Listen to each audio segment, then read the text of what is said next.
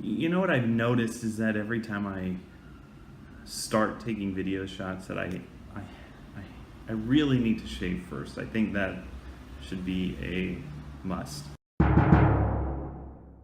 Okay, so this is Friday, but I have to show you guys, I've opened Pandora's box against my dear grandma, Grammy, who she suggested against it.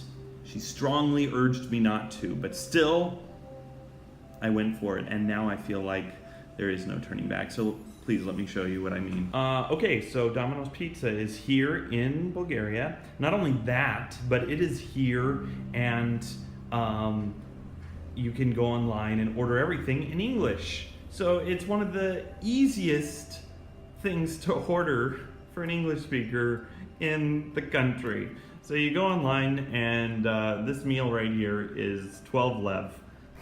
So you got a nice little size pizza that's just a perfect size for yourself, and then a lovely little thing of ice cream, which this Nirvana ice cream is delicious. Anyway, yeah. Okay, so it's 10 lev plus the tip when you're paying, tip. Also 12 lev. So anyway, very, very low cost meal, very unhealthy meal. What have I done? What have I done? I guess I just have to promise myself that if I do Domino's Pizza, I gotta do it only like once a week, if anything. So anyway, thought I'd share. Hello again. Okay, so I'm back, and yes, for another video update. Less crazy than last time, I assure you. I was thinking to myself, I'm in Bulgaria, and as much as I try to do the whole picture thing, I really do a terrible job of that. So this morning I was thinking to myself, how can I share some of my life with you in Bulgaria, pictures of it with purpose, actually going and taking pictures. So, and with all these video updates, really the only background you ever really get is, the back of my kitchen or the back of the wall, because I really have an uncomfortableness sort of narrating to myself in public. It just is a kind of strange thing, So, I have gone out. I had a couple things I had to do today, and I made it a point to take pictures. I tried to do selfies, but most of the time I just took pictures. And I have these to share with you, so please enjoy.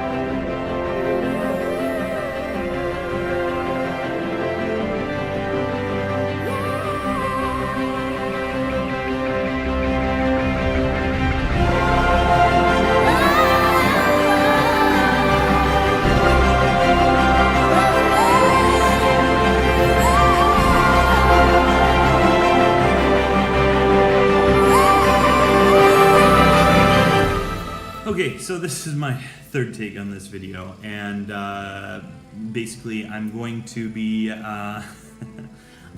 speaking from my Christian heart, and I realize that there are quite a few of you who are not Christian, but when I try to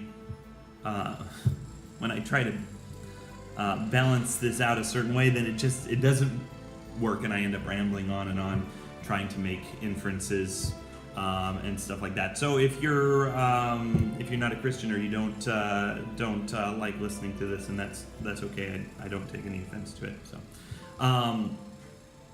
So as far as the week went, I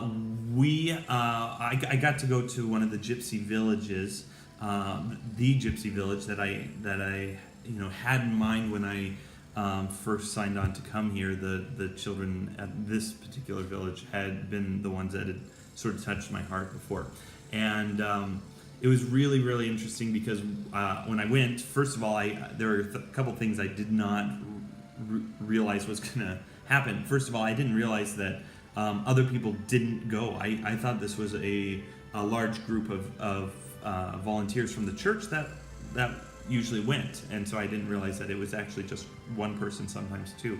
So that was great. I also didn't realize, because whenever we came as a church group, from Seattle, everyone was there. The adults and the children.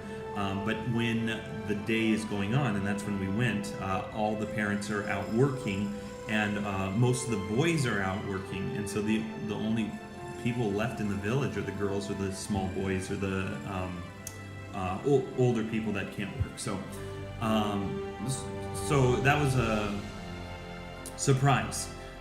So we went to this village, and Stoyanka, she was the one in charge. She started talking to the kids about troubleshooting, talking to them about how they could respond to situations at school, because school is coming up, and most of the time these children are picked on or ignored by teachers, things like that. And so she's trying to help walk them through different things. If a boy is mean to you, if a person is mean to you, how do you respond? If a teacher ignores you, who do you talk to? Things like that, because she wants to try and prepare them for things. And Stoyanka is Roma, or was Roma in the past. So she sort of has that understanding, that practical advice to give. And then at the end, she asked me to speak, and it was very difficult at first, because I thought, what am I gonna tell them? And so I thought, okay, I'm gonna share some of my stories growing up, because that's a way, to understand who's talking. You should probably hear a little bit about my history. So I started sharing some stories, and a lot of you may have heard them before. Different things that I used to do to my siblings, and the time when I had spinal meningitis and things like that. But during this time I'm telling the stories, I'm thinking, what is it that I need, want to tell them? And I felt like in my heart that what I really wanted to share with them is how special they were, how loved they were. Maybe not by society, maybe not by the person walking down on the street, but that they were loved by God. And what a difference that can make. I mean, this is the reason I was sharing with it, because I've known ever since I started teaching that when someone feels negativity being poured into them, they start to mimic that voice in their head. And if you're constantly saying, I'm dumb, I can't do this, then it actually you start to act like that. Whereas if you're positive, you're saying, I'm smart, I'm awesome, I'm creative, I'm whatever, you start to believe it. Even if it's not true initially, you start to believe it, and you start to act it out, and you become those things. If you have parents or teachers that do that to you already, that's awesome, because you start to act those things out. But if you don't, then you're kind of at a disadvantage, because you're sort of at the mercy of the people around you. And as it is with this case, these gypsy girls are sort of the gypsy children, but in this case, my audience with the gypsy girls were sort of vulnerable to these people saying that they're not good enough. And of course, the special advantage that Christians have is we have a God who says that we're good enough, that we are enough, that we don't need to show God something in order for him to love us. He just loves us, period. And so I wanted to somehow bring that into this conversation with them and just let them know how special they were, how awesome they were, and how that God loved them no matter what. And so I was able to do it, and I don't know if I was doing it masterfully in English, but fortunately for me, I had a translator, and they translated it for me, so that was pretty cool. So anyway, it was I've had a couple of difficulties adjusting to the country, mostly as far as the bureaucracy goes, trying to get my visa and get hot water, things like that. But this was definitely one of those moments that really brought back energy and joy and excitement of why I was here, why I am here, which was to offer these kind of thoughts and ideas to the people who feel like they're worthless, and for them to realize that they're not, that they are very special, and that they have so much potential to become something amazing. And I really, you can see it in their eyes. You can see it in these children's eyes, that they have an intelligence. They have something to offer the world. And I'm just really excited to help be a part of that, hopefully.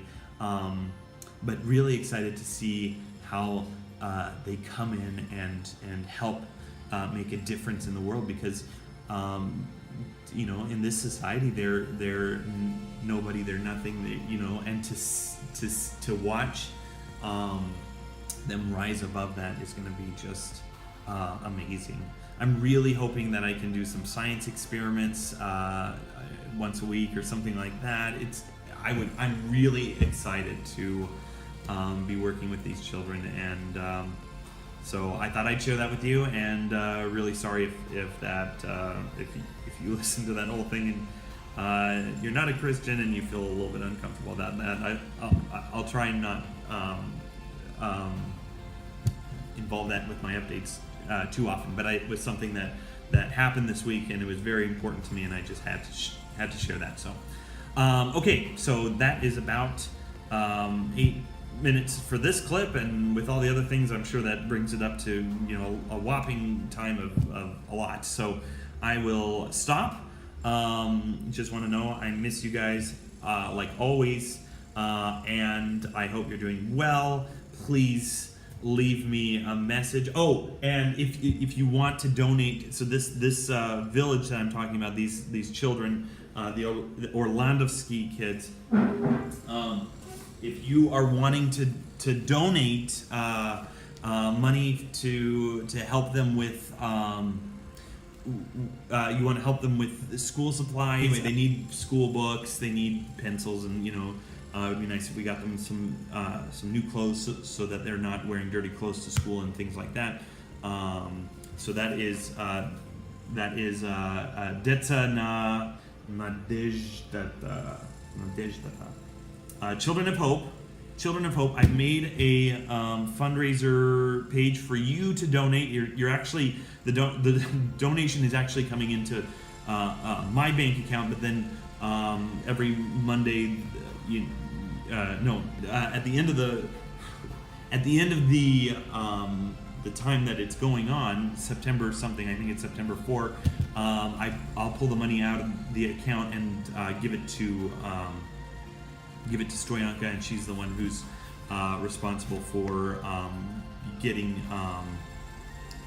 clothes and school supplies for these guys. So please feel free, even if you're thinking to yourself, oh man, I really want to give, but if I gave just $10, that kind of be worthless. It really isn't. I mean, living here now, I'm realizing that $10, it goes a longer way than $10 goes in our mind. In our mind, we're thinking $10 barely buys like a pencil and paper or something like that. But for here in Bulgaria, $10 does a lot more. It could buy a school book. It could buy several supplies. I mean, a small amount goes a really long way. So please don't feel pressure to donate at all. Okay, but if you're wanting to give something, but you're feeling like a small amount is ridiculous or insulting. It really isn't. It is an amazing gift, and I know they would appreciate it. And yeah, it would be awesome. So, okay, have a great afternoon, morning, or evening whenever you're watching this, and I will see you again soon. So I totally forgot. This last week, as some of you may know, it was my birthday, and I just wanted to say such an awesome thank you to all of you for remembering. You know that, normally I don't really like celebrating my birthday. I mean, it's fine. It's really when you go to the Mexican restaurant, they put a sombrero on your hat and everyone sings happy birthday to you. It's fine. But I really, really just wanted to say thank you from the bottom of my heart for the posts that people put up on Facebook or the emails or everything. It was just so wonderful to hear from you and just for you to not forget about me. It was just really wonderful. So thank you so much.